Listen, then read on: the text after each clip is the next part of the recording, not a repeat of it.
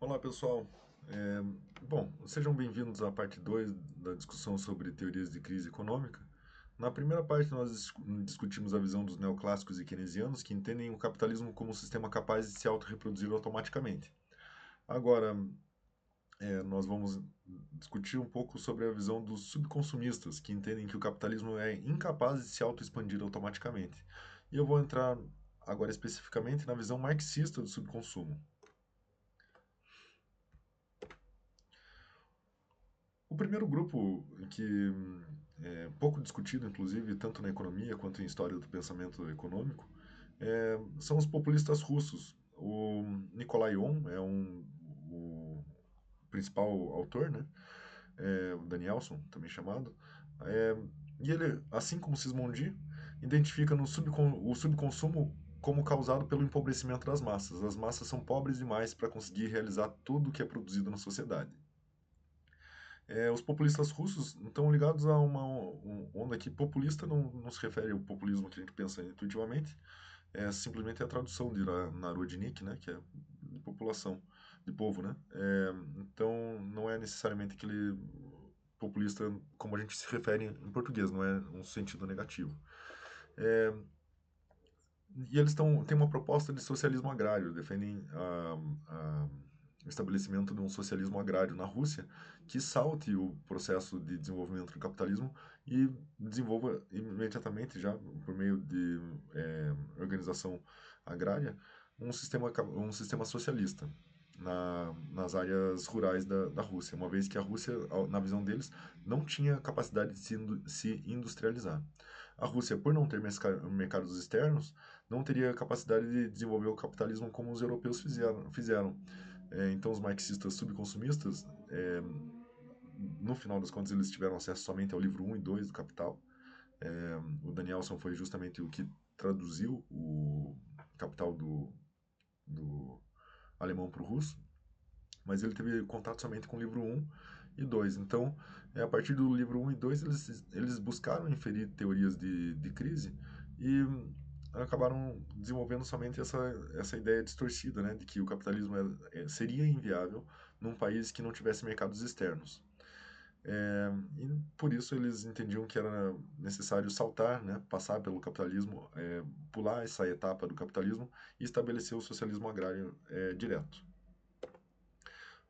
A influência aqui, o Sismondi acaba sendo um autor que, por mais que seja um socialista pequeno burguês, ele, o Sismondi acaba sendo influente aqui e tendo um alinhamento com a forma de pensar, porque identifica na pobreza da população a causa do subconsumo. A Rosa Luxemburgo, que é muito famosa por outros textos, né, e não somente pela visão dela em economia sobre subconsumo, tem muitos méritos. Aqui, nessa discussão, ela acaba dando uma resposta ruim, né, em defesa do socialismo.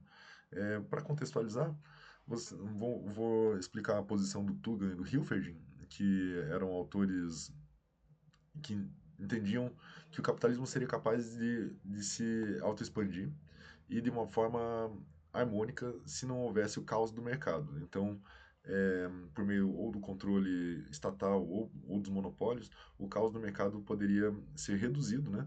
E um capitalismo controlado poderia ser, inclusive, é, não vou dizer eterno aqui para não distorcer a visão dos autores, mas o socialismo já passaria a ser desnecessário se a gente controlasse bem o capitalismo e fizesse um capitalismo bem planejado.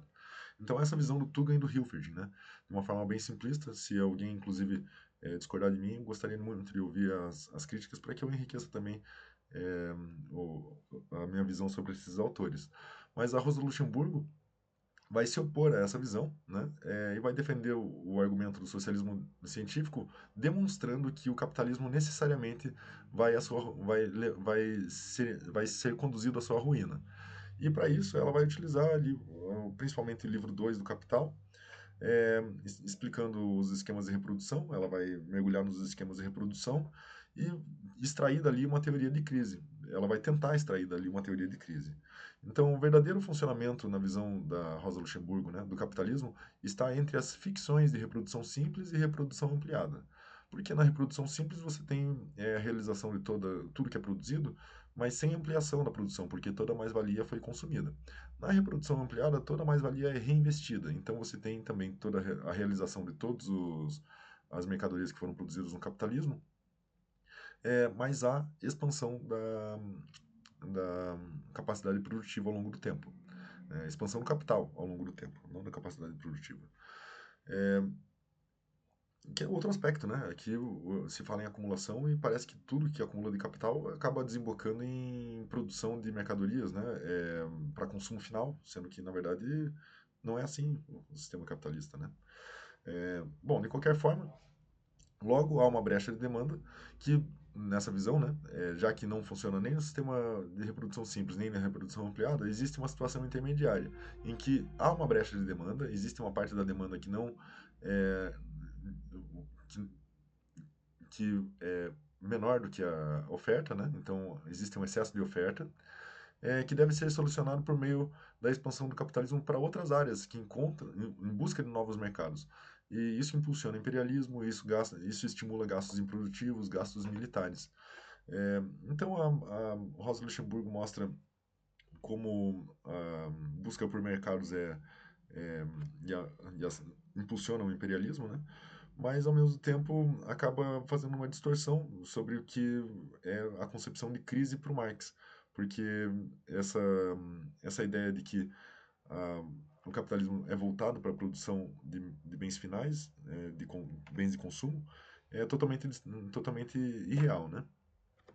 O Swizzy pode ser classificado como neomarxista, ele utiliza Robson como base, ele verticaliza, assim como o Robson, o departamento 1 e o departamento 2. Então, o departamento 1, que é bens e capital, é um mero fornecedor de insumos para o departamento 2. E não existe como você acumular somente no departamento 1, dentro dos modelos do Sweezy, assim como no Robson. E o conceito de excedente também é utilizado, não o conceito de mais-valia, mas o conceito de excedente que também está presente no Robson. Na visão do Sweezy, agora utilizando terminologia marxista, ele diz que a composição do capital aumenta, é, porque afinal de contas isso é uma tendência, e ele identifica, inclusive com dados, né, para a economia americana, é uma tendência de aumento da composição do capital. Lembrando aqui, a composição do capital é a quantidade de trabalho morto sobre trabalho vivo, né? Quando você aumenta a composição do capital, em termos técnicos, né, você está aumentando a quantidade de máquinas sobre o número de trabalhadores.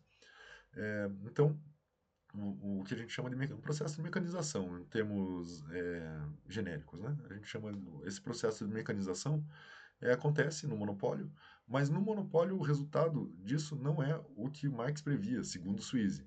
Porque o Marx, na visão do Marx, existe um aumento da composição do capital, ou seja, um processo de mecanização que leva a uma queda da taxa de lucro.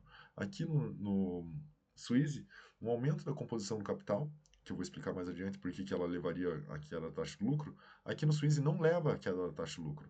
O aumento da composição do capital é, não consegue derrubar a taxa de lucro porque a taxa de lucro não cai numa economia monopolista, na visão do Sweezy, não na visão do Marx. Então, nessa economia monopolista, o que vai acontecer é uma tendência de aumento da taxa de mais-valia.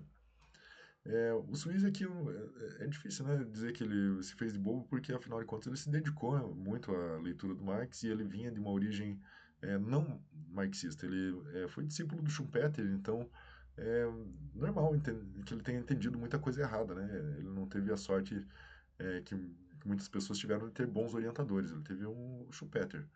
É, e daí é normal que ele tenha interpretações erradas também sobre o capital.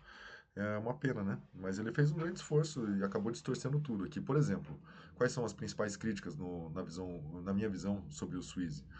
Por primeiro que monopólio é uma categoria que não é tratada como uma categoria monopólio lá no Marx. Monopólio aqui, no Sweezy, significa uma única empresa, né?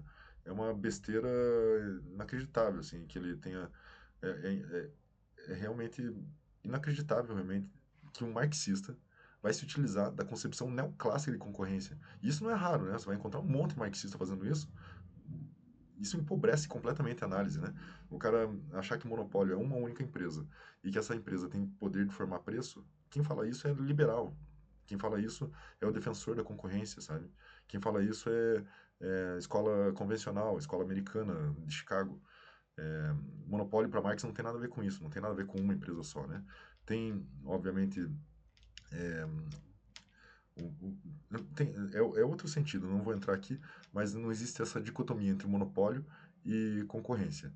No monopólio também existe concorrência, essa é a questão principal, porque ainda que você tivesse uma única empresa, essa empresa simplesmente define o preço que ela quer, ela controla 100% do mercado, as coisas não funcionam assim, né? Nem na teoria, nem no mundo real, nem na teoria pode funcionar.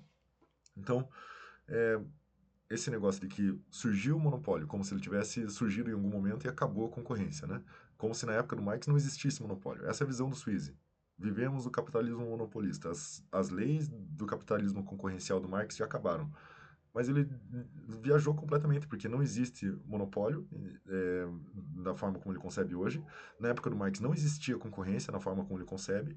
O que existiu é um processo de concentração e acumulação de capital, né? E centralização de capital. Normal, o próprio Marx discutiu isso.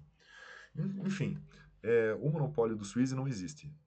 O sistema monopolista não existe. Essa suposição de que acabou a lei da queda tendencial da taxa de lucro porque não existe concorrência é uma viagem completa, né? Porque seja o nível de concentração que existir no mercado, a concorrência ainda existe no capitalismo. Vocês acham que o Elon Musk não concorre com ninguém? Só vê o que está acontecendo com a China, né? Assim, a gente tem o maior bilionário, o maior magnata do planeta, né? O mais rico do planeta, ou um dos mais, né? Que sofre concorrência. Então é óbvio que tem concorrência, né? Isso é uma viagem, você achar que monopólio acabou o capitalismo depois que surgiu o monopólio. Agora surgindo novas leis de funcionamento do capitalismo. Claro que não, né? Conversa para boi dormir isso. Então, a visão do Suíze está errada, completamente errada sobre o que é concorrência em Marx. Então, ele entendeu o monopólio de uma forma totalmente equivocada, interpretou de forma equivocada que o monopólio nega a lei da queda tendencial da taxa de lucro, sendo que, na verdade, o monopólio é mais uma expressão da concentração, da acumulação de capital. E a lei da queda tendencial da taxa de lucro também é uma expressão da acumulação de capital. Então, não existe como dizer que o monopólio negou a lei da queda tendencial da taxa de lucro. Os dois são expressões do processo de acumulação.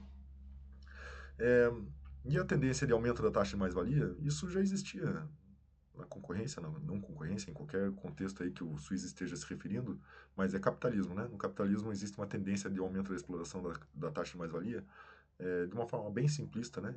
A gente pode discutir ali as formas de aumentar a exploração do trabalho e tudo mais, mas o sistema é capitalista, né?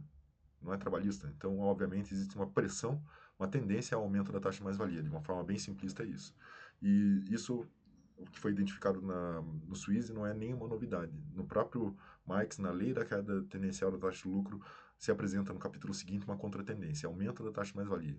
Porque, afinal de contas, existe uma tendência de aumento da taxa de mais-valia, porque existe inovação tecnológica, mecanização, várias formas de obter aumento da mais-valia, seja pela via relativa ou via absoluta, que eu explorei na primeira aula, né? Na primeira discussão que a gente teve.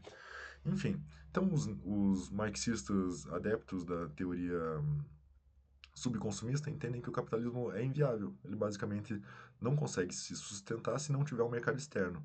Então a explicação para a expansão do capitalismo sempre vai buscar um elemento externo, porque o capitalismo por si só não seria capaz de se auto-expandir.